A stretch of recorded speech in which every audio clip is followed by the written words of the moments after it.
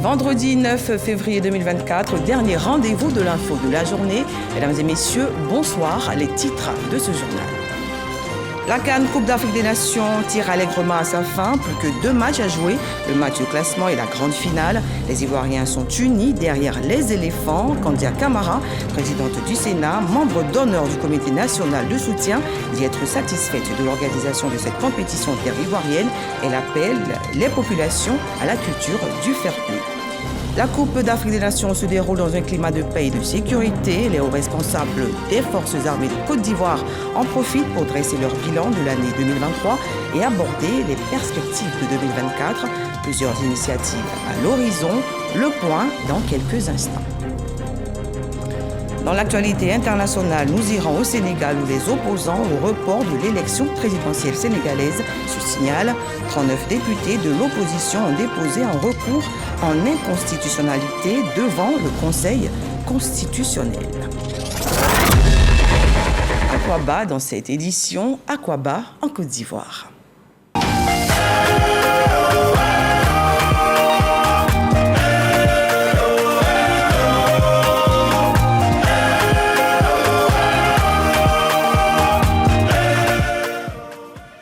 Place à présent à l'agenda de la CAN.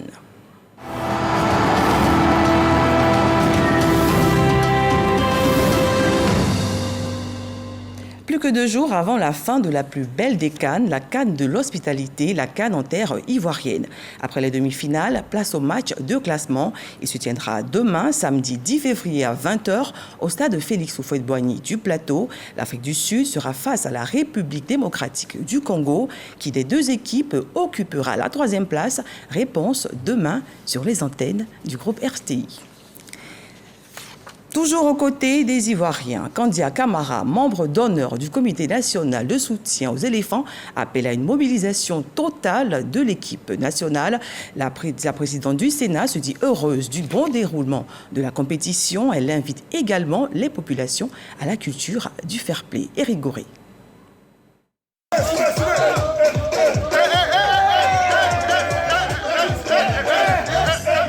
Une vidéo rare et même inédite réalisée au stade Alassane Ouattara fait le tour du monde. Cette vidéo trouve sa justification dans la vive émotion.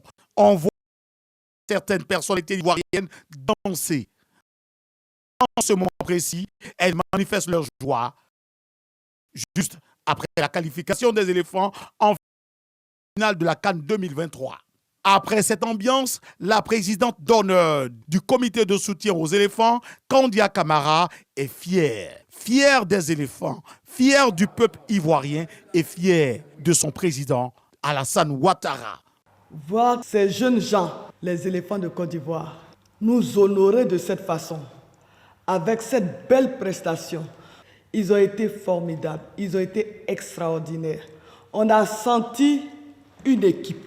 Au-delà des rencontres footballistiques, notre pays a répondu à toutes les exigences infrastructurelles, selon la présidente du Sénat, qui envisage déjà que la Côte d'Ivoire puisse organiser à court terme la Coupe du Monde. Que ce soit à Boaké, à Korogo ou à San Pedro, ce sont au moins 40 villas qui ont été construites et mises à la disposition des équipes, avec un standard très élevé, 4 ou 5 étoiles. Et c'est dans ces villas-là que les sportifs ont résidé. Nous étions avec le ministre des Sports du Kenya. Quand il a vu le monde, il a dit « We have a lot to do ». Ça veut dire on a beaucoup à faire pour essayer d'atteindre le niveau atteint par la Côte d'Ivoire en termes d'organisation. Et cela grâce au leadership de son Excellence, M. Alassane Ouattara. Il y a des spécialistes du monde du football qui m'ont dit que la Côte d'Ivoire peut aujourd'hui organiser une Coupe du Monde parce que nous avons tout ce qu'il faut pour cela. Un appel de Kandia Camara aux supporters ivoiriens. Quels que soient les résultats, que chacun puisse contenir sa joie ou sa désolation. Qu'on ait un esprit fair play, surtout qu'on ait de la contenance, qu'on évite des actes qui pourront endeuiller ou attrister des familles. Ce n'est pas ça l'objectif de la CAN. Bonne chance aux éléphants de Côte d'Ivoire pour la victoire sur l'adversaire. En tout cas, c'est ce que souhaitent tous les supporters ivoiriens pour cette finale. C'est une coopération qui prend de l'ampleur dans la canne de l'hospitalité. La Côte d'Ivoire et le Liban, main dans la main pour accompagner les éléphants jusqu'à la victoire finale. L'ambassadeur du Liban en Côte d'Ivoire et le représentant du groupe Agentis ont remis symboliquement des maillots et des gadgets à la primature, un geste destiné à l'expression d'un soutien au 11 national. Alexis Ouedraogo. 3500 maillots et des gadgets offerts aux supporters ivoiriens par l'ambassade du Liban en Côte d'Ivoire et le groupe Agentis. La cérémonie de remise symbolique a été effectuée dans les locaux de la primature. Très belle CAN qui arrivera bientôt à sa fin, mais qui nous a épatés tous et qui nous a permis de voir à quel point l'organisation et les préparations ont été à bout pour arriver au résultat qu'on a aujourd'hui. En présence du ministre du Tourisme et du ministre délégué chargé des Sports et du cadre de vie, les donateurs ont salué la qualité de l'organisation de la compétition. Nous sommes fiers de nos éléphants, nous sommes fiers de la Côte d'Ivoire. Nous remercions tous nos dirigeants pour cette belle CAN qui vient d'être organisée. Et je suis convaincu qu'après cette CAN, la Côte d'Ivoire sera meilleure. Un soutien matériel qui devrait également s'accompagner d'un soutien moral et physique de la part de la communauté libanaise qui s'invite ce dimanche pour pousser les éléphants à la victoire lors de la finale. Ils ont eux aussi décidé de soutenir les éléphants de Côte d'Ivoire et contribuent à leur manière à la réussite de ce grand rendez-vous du football africain. Eux, ce sont les volontaires de la CAN. Très présents durant cette compétition, ces jeunes, pour la plupart, constituent un maillon essentiel dans l'organisation de la Coupe d'Afrique des Nations en Côte d'Ivoire. Au nombre de 10 000, ils sont présents dans les fan zones accréditées par la CAF et dans les stades. Notre reporter Khalil Diomandé a passé la journée de la demi-finale Côte d'Ivoire-RDC à leur côté. Son reportage. À peine les premiers rayons du soleil visibles, les volontaires de la CAN 2023 sont déjà sur pied. Cocody, il est 7 h du matin, ces jeunes embarquent pour le stade olympique Alassane Ouattara des Bimpé. La rencontre du jour est d'une importance capitale. Effectivement, il s'agit d'une demi-finale pour la Côte d'Ivoire qui vient de très loin. Certes, le match se déroule à 20 h. Mais il est quand même important qu'on puisse mettre en place des dispositions pratiques afin de mieux organiser les spectateurs, mieux organiser tous les contours de ce match d'aujourd'hui, étant donné que c'est un match décisif. Un match décisif, il ne faut donc manquer aucun détail. À leur arrivée au stade, les volontaires s'entretiennent avec le directeur général de la police nationale, Youssouf Kouyaté.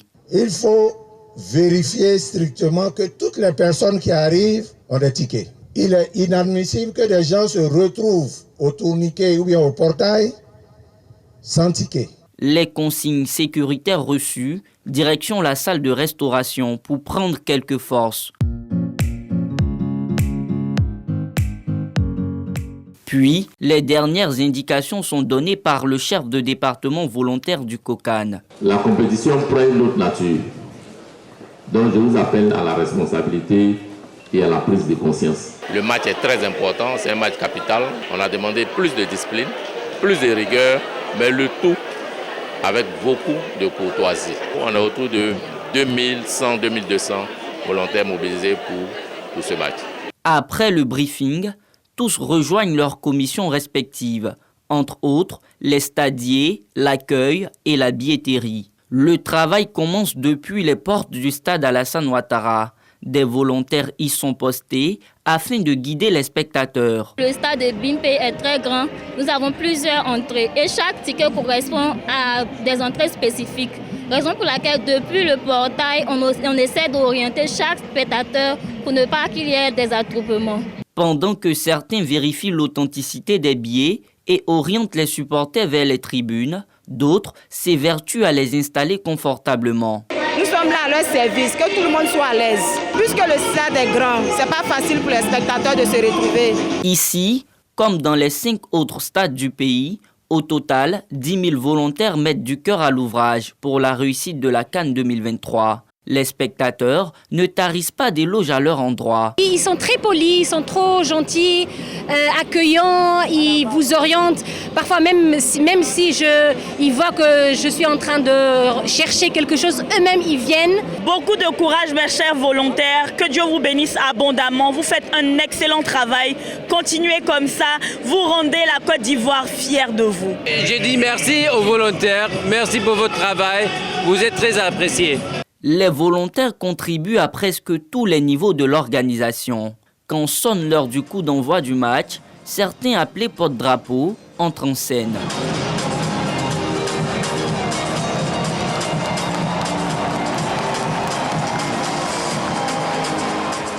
Pour cette demi-finale, ces jeunes doivent gérer plus de 50 000 personnes. Durant tout le match, Thomas reste debout, l'attention portée sur le public. Nous, notre mission, c'est d'être plus focalisé sur les supporters. Veiller sur les faits et gestes. Un supporter peut avoir peut-être un malaise, peut-être une crise. Nous sommes censés remonter l'information vers nos collègues de la commission santé qui vont le prendre rapidement en charge. Mais aussi, lorsque pendant le match, il y a des débordements, nous sommes là pour régulariser la situation. À la fin de la rencontre, quand les gradins se vident de leurs supporters, les volontaires se mettent encore à la tâche.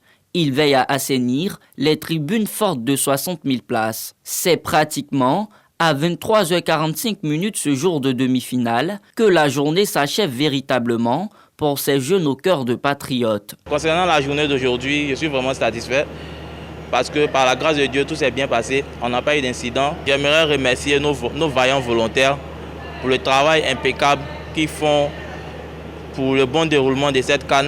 Le match s'est soldé par la victoire de la Côte d'Ivoire. Donc actuellement, nous sommes très contents. On rentre en joie. Nous sommes des Ivoiriens. Et on doit aussi travailler pour le pays. Voilà, c'est pourquoi nous dépensons autant d'énergie.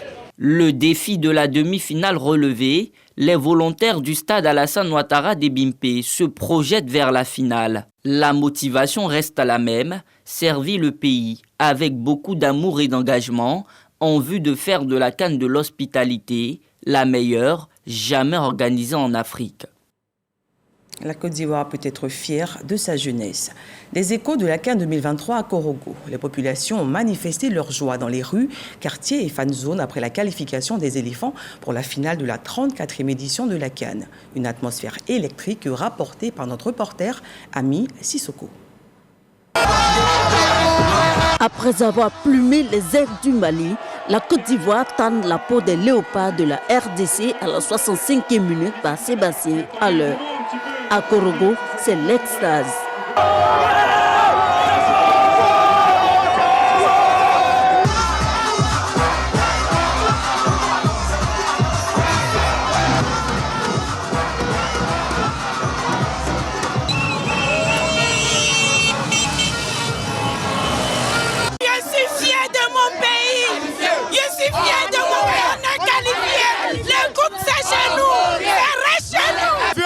Qui était assis là, il a fait le meilleur pronostic. Il a fait le meilleur pronostic. Il dit 1-0 deuxième mi-temps. C'est tout. Il n'y a rien à dire. On attend la finale. À la finale, il a dit 2-1. Nigeria marque premier but, Côte d'Ivoire égalise, on prend la coupe.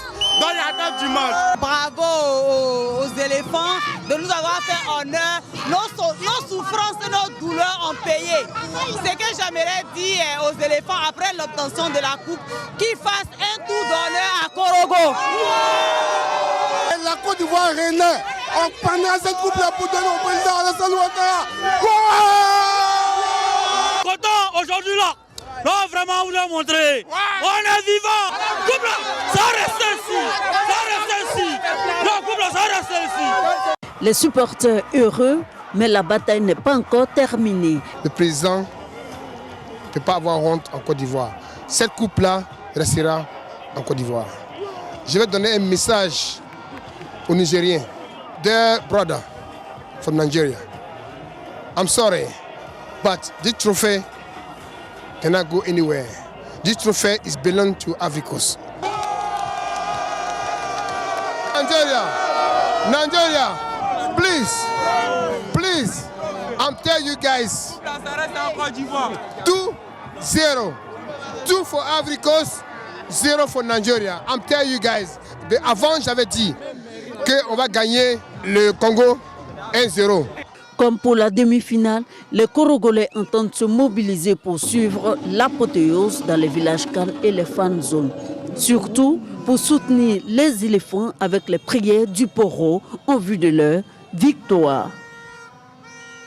À Tiémé, cette fois dans la région du Dinguélé, la demi-finale entre la Côte d'Ivoire et la République démocratique du Congo, vécue en fanfare dans cette localité, les supporters ont pris d'assaut le village Kan pour encourager les éléphants, liesse populaire à la fin du match, à la grande joie de nos reporters Eugénie Ouattara et Soro Corona. Tiémé, sous-préfecture du département d'Odiéné, région du Dinguélé. Il est 17h30. Le dispositif est prêt au foyer des jeux de la localité, transformé en village Kan, pour permettre aux populations de suivre la retransmission de la demi-finale du match qui oppose les éléphants de Côte d'Ivoire aux léopards de la République démocratique du Congo. Espace offert à la population par la municipalité avec le soutien des cadres. 20h, début du match.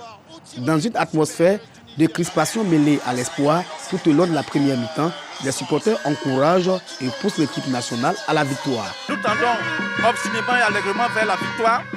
Et mes impressions sont bonnes parce que nous avons une bonne défense, un bon milieu et une bonne attaque. Retour des vestiaires dans une ambiance surchauffée, des groupes warriors et des sons de vuvuzela font monter le mercure face à la pression des éléphants sur leurs adversaires. Les supporters ne tiennent plus sur les sièges. Quand vient le but libérateur des éléphants à la 64e minute du jeu, c'est l'extase. L'atmosphère reste ainsi jusqu'à la fin avec la victoire des Pachidem à la satisfaction de tous. On a mérité ça. Vraiment, la CAN est vraiment pour nous. Elle est chez nous et elle sera pour nous. Nous sommes fiers d'être qualifiés pour la finale. Nous pensons que nous allons remporter la victoire. Le jour de la finale, en face des aigles du Nigeria, la Côte d'Ivoire remporte cette coupe-là. C'est la CAN de l'hospitalité. Donc l'hospitalité, c'est ici. À Tiémé, comme dans plusieurs localités du pays, les jeunes ont chanté et dansé toute la nuit. La finale de la 34e édition de la Coupe d'Afrique des Nations de football est prévue pour ce 11 février 2024 entre la Côte d'Ivoire et le Nigeria au stade Alassane Ouattara. Mais avant, le vérificateur général de la République de Guinée a été reçu ce mercredi par l'inspecteur général d'État de Côte d'Ivoire. Joseph Tonia Doré et Théophile Awa Ndoli ont échangé sur l'organisation de la CAN avant de se pencher sur le fonctionnement de ces institutions de contrôle. Le compte rendu d'Alexis Ouedraogo. Ici, tel que les textes l'ont prévu. L'inspecteur général d'État reçoit son homologue de la République de Guinée. Rappelant le rôle déterminant de leurs institutions respectives dans la promotion de la bonne gouvernance et de la lutte contre la corruption, le vérificateur général de la République de Guinée a souhaité le renforcement des relations de travail entre les deux institutions. Je pars très satisfait et avec l'espoir que les temps à venir vont être de beaux temps pour nous, des temps de collaboration et pour ce qui nous concerne, des temps d'apprentissage. Parce que l'IGE Côte d'Ivoire a une très riche expérience pour laquelle nous allons faire plusieurs fois le déplacement pour venir apprendre et apprendre. Une délégation de la dite institution est annoncée à Abidjan pour une mission d'immersion à l'inspection générale d'État. Tour à Bandoukou, dans la région du Gontougo, les imams de la capitale du Zanzan invitent leurs fidèles au recueillement pour la victoire des éléphants au soir du dimanche 11 février 2024. C'était au cours de la cérémonie de Tabsir consacrant la fin de la formation des étudiants musulmans au foyer OLSO. Herman Yamia. Ils ne sont pas sur les rectangles verts comme les athlètes, mais ils ont décidé de jouer leur partition pour la victoire de la Côte d'Ivoire à cette 34e édition de la Coupe d'Afrique des Nations qui se tient ici en terre ivoirienne. Eux, ce sont les fidèles musulmans de la région du Gontougo. Depuis le début de cette compétition continentale, le 13 janvier dernier, ils organisent régulièrement des séances de prière pour confier l'équipe ivoirienne à Dieu. Depuis le matin, on a lu le Coran, on a lu le Dieu Tout-Puissant pour que la coupe reste en Côte d'Ivoire ici. Présent à cette cérémonie, le ministre-gouverneur du district autonome du Zanzan a salué cette initiative avant d'indiquer qu'il est confiant pour la suite. La CAN, c'est chez nous. Nous avons été ressuscités. Nous n'avons plus peur. Grâce à vos prières, dimanche, nous rapporterons la coupe. Parrain de cette cérémonie, le ministre d'État Kobina Kwasi Adjoumani, représenté par le 5e vice-président du conseil régional du Grand-Togo. Nos érudits ont pris une bonne initiative pour toute la nation et pour nous, leurs enfants. On leur dit merci beaucoup. Cette journée de prière s'est tenue en marge de la cérémonie de Tafsir, marquant la fin de la formation des étudiants musulmans. Au nombre de 18 formés à l'Institut Magilis Azarat, ils ont reçu au cours de cette rencontre leur parchemin. La bonne gouvernance au cœur des actions gouvernementales pour lutter contre la corruption sur le terrain de la proximité. Avec sa démarche d'identification des enquêtes de flagrance menées dans plusieurs secteurs, la Haute Autorité pour la bonne gouvernance a permis à la Côte d'Ivoire d'être le 87e pays le moins corrompu sur 180 pays. Cette année, l'institution se dit mobilisée pour faire face à de nouveaux challenges. Jean-Michel Kouadio, Léon Brou.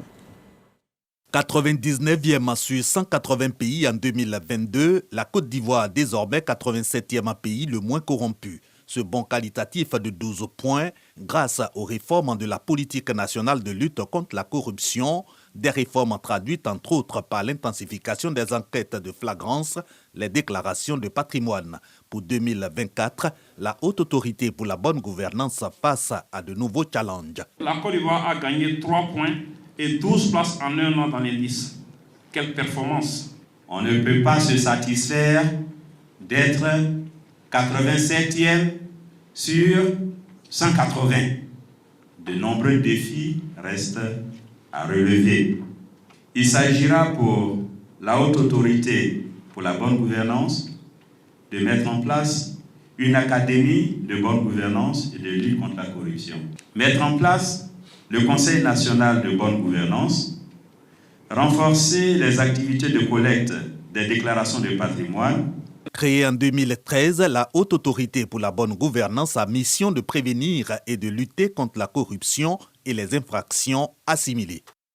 Parlons défense à présent. Les responsables des forces armées de Côte d'Ivoire sur le terrain de la reddition, le temps d'un bilan des acquis et des perspectives. Le général du corps d'armée, Lassina Doumia, chef d'état-major des armées, s'est voulu rassurant. Walter Amadou Ouattara et Zakaria Traoré pour le compte-rendu. L'armée ivoirienne, dotée de moyens logistiques de dernière génération et d'un personnel dévoué à la discipline, a vécu 2023 comme une année réussie, ponctuée d'intenses activités, cela à travers des initiatives telles que Frontières étanches et Zone opérationnelle Nord pour faire efficacement face aux menaces dans l'ouest et dans le nord du pays. L'événement majeur pendant cette période a été la libération de nos frères d'armes détenus illégalement au Mali qui ont retrouvé le sol ivoirien le 7 janvier 2023. La reconnaissance du travail bien fait s'est illustrée à travers la médaille des armées décernée à plus de 1000 militaires en 2023. En ce qui concerne l'armée de terre, elle poursuit toujours sa montée en puissance avec l'acquisition récente de 5 hélicoptères légers type H-125. Quant à la marine nationale, l'État de Côte d'Ivoire a renforcé ses capacités avec l'acquisition de 2 patrouilles de haute mer, de 2 vedettes blindées et d'un système de drone. Les FACI ont rempli avec brio leur mission spécifique. Le général de corps d'armée, Lassina Doumbia, met également à profit le cadre de cette rencontre bilan pour partager un aperçu des défis futurs. Les efforts entrepris par le gouvernement durant l'année écoulée devraient se poursuivre durant l'année 2024, selon notre plan d'action FACI 2025 et conformément à la vision portée par le président de la République, chef suprême des armées, à qui j'exprime ma profonde reconnaissance. Il s'agira d'adopter une stratégie intégrée visant à renforcer substantiellement notre capacité, tant en ressources humaines que techniques et technologiques, de sorte à marquer notre présence dans les 4 dimensions. Oui, en plus de nos espaces traditionnels, terre, air et mer, il est plus qu'urgent que nous considérions le cyberespace comme le nouvel espace de conflictualité duquel nous ne pouvons nous permettre d'être absents. Au sortir de cette rencontre tenue au cercle mixte de l'état-major général des armées, on retient que les forces armées de Côte d'Ivoire, FACI, resteront mobilisées pour maintenir l'environnement sécuritaire jugé globalement calme. Une note d'environnement, le ministre de tutelle a entrepris une visite dans des structures placées sous son autorité. Jacques Assaoré Conan est allé s'imprégner des conditions de travail de ses collaborateurs. Il a rencontré le personnel de l'Office ivoirien des parcs et réserves et aussi de l'Agence nationale de l'environnement. Les détails avec Michel Mambo-Sogodogo. Une salle archi-comble pour accueillir leur premier responsable. Le ministre de l'Environnement, du Développement durable et de la Transition écologique, Jacques Assaoré Conan, venu s'imprégner des conditions de travail du personnel de l'ANDE, l'Agence nationale de l'environnement. Après une visite guidée des locaux, place aux échanges, des échanges ponctués par une présentation de la structure, ses rôles, fonctionnement et perspectives. Jacques Assaoré Conan salue l'engagement et l'abnégation de ses administrés. Je suis passé saluer les collaborateurs qui au quotidien abattent un gros travail avec des moyens très limités. Je les ai encouragés à conduire leur mission avec le même état d'esprit qu'ils l'ont fait jusque-là. Et notre rôle, c'est de faire en sorte de mobiliser les ressources nécessaires pour leur permettre de mieux accomplir leur mission. Avant la NDE, le ministre de l'Environnement, du Développement durable et de la Transition écologique était à l'OIPR, Office ivoirien des parcs et réserves.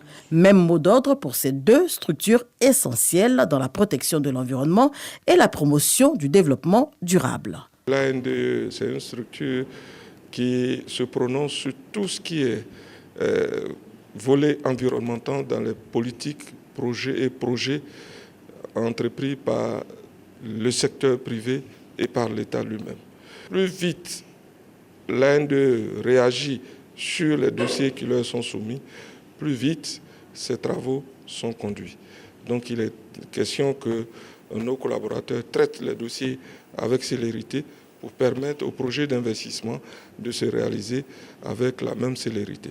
Célérité, efficacité, Jacques Assaoré Conan le rappelle, les enjeux environnementaux n'attendent pas. Le ministre de l'Enseignement technique, de la formation professionnelle et de l'apprentissage et celui de l'emploi et de la protection sociale était ce jeudi dans les communes de Yopougon. Objectif, procéder à la remise des équipements et au lancement des travaux de réhabilitation de l'INIPA, l'Institut national ivoirien pour la promotion des aveugles, une double cérémonie marquée par la présence de l'ambassadeur de France en Côte d'Ivoire. Je vous propose de suivre le compte rendu de Chris Diomandé et Marie-France Conan. Double cérémonie de remise des équipements et de lancement des travaux de réhabilitation de l'Institut national ivoirien de promotion des aveugles, INIPA. Initiée par le ministère de l'Enseignement technique, de la formation professionnelle et de l'apprentissage, ces actions visent à améliorer le cadre de vie et les conditions de travail des apprenants. Dans ces dernières années, nombreuses ont été les mains secoureuses qui nous ont aidés à sa stabilisation et même à son extension en termes de salles de classe et de dortoirs. Nous avons même ajouté à nos offres de services une école maternelle qui expérimente l'éducation inclusive avec la présence des enfants voyants dans nos classes. Ces initiatives rendent opérationnel le projet d'appui à la modernisation de l'INIPA, soutenu par l'ambassade de France en Côte d'Ivoire. Nos financements vont également permettre d'investir dans l'éducation inclusive à travers l'appui à l'Institut national ivoirien pour la promotion des aveugles, INIPA. L'accès de tous les jeunes ivoiriens, y compris les plus vulnérables, à une éducation et une formation adaptée et de qualité est essentielle. Cette contribution illustre clairement la mission du gouvernement, celle d'apporter des solutions aux préoccupations de la société. Cette journée marque le début d'une nouvelle ère pour l'INIPA et pour ceux qu'elle sert. Nos efforts conjoints pour créer un environnement inclusif et équitable témoignent de notre engagement commun à réaliser le plein potentiel de ces enfants afin de contribuer in fine à la prospérité de notre belle nation. La mise à disposition d'équipements techniques, didactiques, informatiques et de laboratoires pour un montant de 209 millions de francs CFA. La réhabilitation des infrastructures dont les travaux sont lancés ce jour à hauteur de 300 millions de francs CFA. Ces travaux concerneront le réfectoire, l'administration, les salles de classe, la cuisine, les dortoirs et le préau. L'objectif visé est de permettre à la direction de l'INIPA de s'inspirer des expériences de centres de formation similaires afin d'améliorer les méthodes d'apprentissage et de s'inspirer des plateaux techniques existants. Ce sont au total 555 millions de francs CFA qui seront décaissés pour ce projet pour l'allocation d'équipements techniques, didactiques et informatiques à l'INIPA. Rendons-nous à présent dans le sud Comoé où le conseil régional a organisé récemment une cérémonie pour célébrer la nouvelle année. Une occasion de dresser également le bilan des activités de 2023 et présenter les actions de 2024. Marie-Chantal Akandan, Célestin Frodo. En cette année 2024, les populations de la région du Sud Comoé expriment leur volonté de réaffirmer un engagement collectif en vue de mutualiser leurs forces et compétences pour le développement régional. Vos collaborateurs, qu'ils soient fonctionnaires ou agents locaux, ont produit des résultats satisfaisants dans l'exercice de leurs fonctions. Plusieurs tests liés à la réforme de la décentralisation par la tutelle ont été effectivement opérationnalisés par vos agents. La traduction donc de ces tests a permis, Monsieur le Président, d'obtenir à ce jour un avis favorable de validation de notre programme triennal 2024-2026 et du budget primitif de l'exercice 2024 par la tutelle. Les actions entreprises sous votre direction ont ouvert des portes pour de nombreux jeunes talentueux, montrant ainsi votre compréhension que l'avenir de notre région réside dans l'émancipation et l'implication active de la jeunesse. En réponse, le président du conseil régional évalue positivement le bilan de l'année écoulée. Dans son discours, Eugène Akaouele se montre déterminé pour des perspectives d'avenir prometteuses pour le bien-être des populations. Le conseil régional du Sud Comoé entend s'inscrire toujours dans un puissant plaidoyer en 2024 en faveur du bitumage de nos routes pour le bonheur de nos populations, en faveur du démarrage des travaux de la ville universitaire d'Adéké. Le conseil régional du Sud Comoé réaffirme ici sa ferme volonté d'accentuer ses efforts en vue de l'autonomisation des femmes et de l'insertion socio-professionnelle des jeunes. Une cérémonie empreinte d'optimisme et de détermination, symbolisant l'unité et l'engagement de la communauté pour un avenir prospère. Nous vous le disions en titre, au Sénégal, les opposants se signalent après l'annonce du report de l'élection présidentielle par le président Macky Sall le samedi 3 février dernier. 39 députés de l'opposition ont aussitôt déposé un recours devant le Conseil constitutionnel. Le ministre des Affaires étrangères et constitutionnaliste s'est prononcé. Il estime que le Conseil constitutionnel n'a pas la possibilité de se saisir de cette question. Une déclaration contestée par l'opposition. Signalons que des heurts ont éclaté ce vendredi à Dakar, la capitale, entre policiers et manifestants.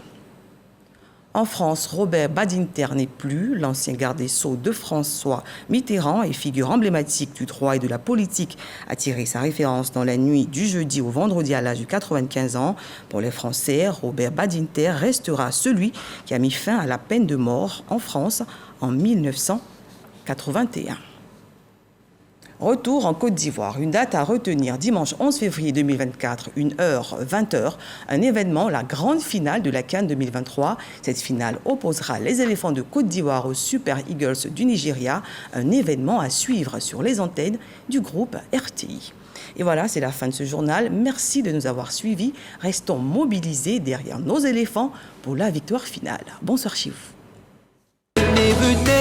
Ça se passe ici, en Côte d'Ivoire. Bienvenue, ça se passe ici. C'est la Coupe d'Afrique. Passe le message à ton père, passe le message à ta sœur. Il est là.